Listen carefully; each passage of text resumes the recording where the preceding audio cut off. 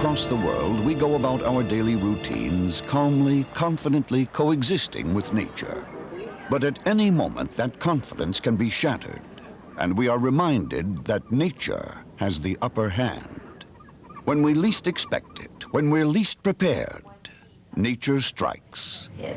So it's important for you to... Oh, spikes!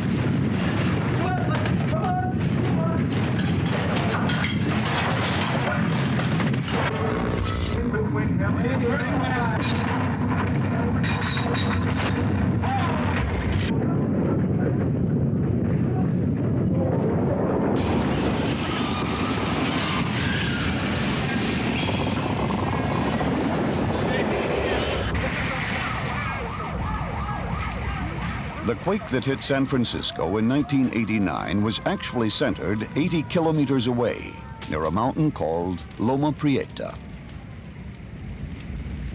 I just held on to dear life. There was this sudden movement like this, shaking of the whole store, rattling, I mean, the roof, everything, the beams. My TV screen popped out, and glass began to break, you know, things like that. A big marble table flew across the room and shattered like glass almost, you know. The Loma Prieta earthquake lasted only 15 seconds, but in that quarter minute, Northern California suffered $6 billion in damage, and 62 people lost their lives.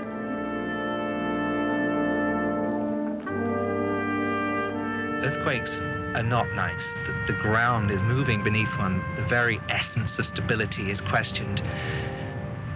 And that's quite apart from the damage, the destruction, the deaths. There's something awful about an earthquake, and it's not fun at all. My guess is that earthquakes are really so scary because you don't have any warning. It's the only thing besides a nuclear war that can really, 1 second you're living in a big, beautiful city, and 10 seconds later, it's flat. Every day, the Earth is shaken by hundreds of small earthquakes. Most go unnoticed.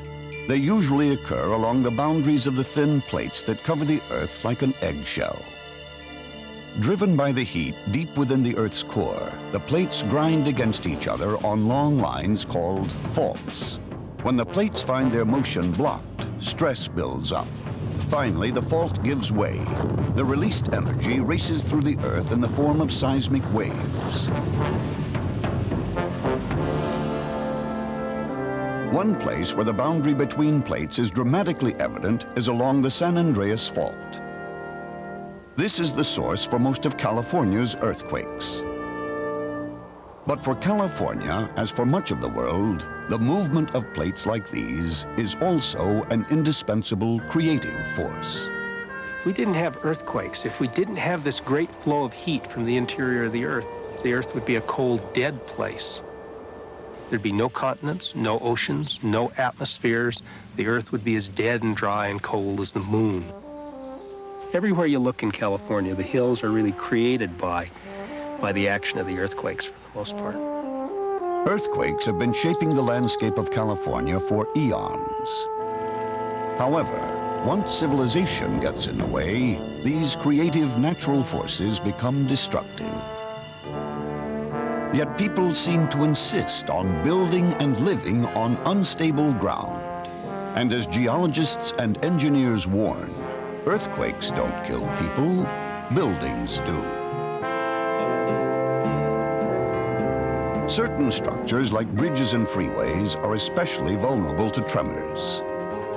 In San Francisco's quake, most of the deaths occurred on the Nimitz Freeway, when a section of the upper deck collapsed on the roadway beneath.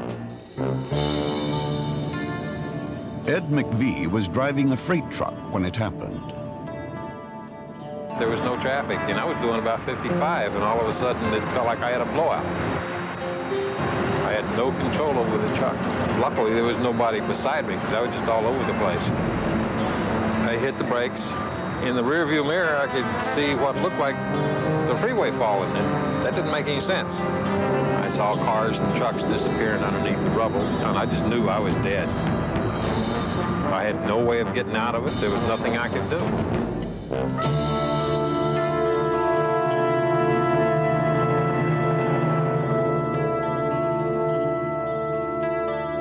McVie was lucky that day. His truck just happened to stop under the only section of freeway that didn't fall.